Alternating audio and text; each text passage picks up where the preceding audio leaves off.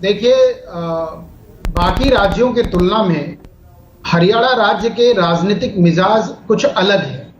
हरियाणा राज्य एक तरफ 2014, 2019 और 2024 में बीजेपी तीसरी बार सत्ता के लिए संघर्ष कर रही है। यानी एक मेजॉरिटी 14 में रही, 19 में कुछ कम रहा और 24 में उसे चाहिए। तो राजनीतिक दलों का सीधा सीधा मसला होता है कि सत्ता में बने रहने के लिए और अपने किए हुए कार्य और करने वाले कार्य, इन दोनों योजनाओं को रखने का काम करना। उसी क्रम में बीजेपी का यह है, जैसे कि राजीव जेटली ने कहा भी, कि ये कोई पहली बार नई चीज नहीं दे रहे हैं, केंद्र की योजना है।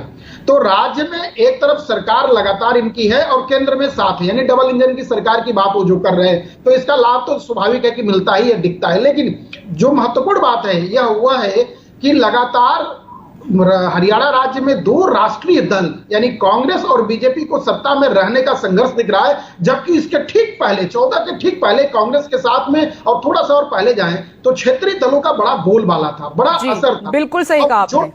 जो क्षेत्रीय दलों का धीरे धीरे किनारे होना और राजनीतिक दलों को मुख्य धारा में आना, ऐसे में 14 से लेकर 24 तक की यात्रा में कांग्रेस वहां, मैं शब्द का यूज तो उस तरह से नहीं कर रहा हूं, लेकिन कांग्रेस के लिए करो मरो की स्थिति है। यानी कांग्रेस वहां पर वेंटिलेटर की स्थिति में आ गई। यदि ये सत्ता से बाहर होती है तो बड़ा संकट हो जाएगा, आ जाती है तो उसके प्राण रक्षा की बात होगी।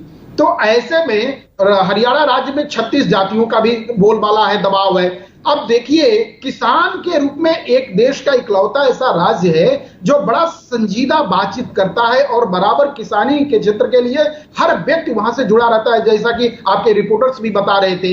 यानी कुल मिलाकर स्थानीय मुद्दे बड़े महत्वपूर्ण होते हैं और मुझे ऐसा लगता है कि बीजेपी इस चीज को समझती है। इसलिए केंद्र सरकार ने, यानी स्थानीय नेता घोषणा नहीं कर रहा है, मुख्यमंत्री उनका घोषणा नहीं कर रहा है, जबकि मुश्किल भरे दौर थे कि लगातार नेतृत्व में परिवर्तन, लगातार मुख्यमंत्रियों परिवर्तन, ये अच्छा नहीं माना जाता है। स्थिर मुख्यमंत्री नहीं देना ये ठीक बात नहीं है, लेकिन मनोहर खट्टर को केंद्र में नेतृत्व दे देना यह उसकी भरपाई करता है। मुझे ऐसा लगता है कि यह केंद्र की जो पॉलिसी रही है बीजेपी की, यह घोषणा कहीं ना कहीं भाजपा को फिर से उभरने के लिए एक संजीवनी का काम करेगा।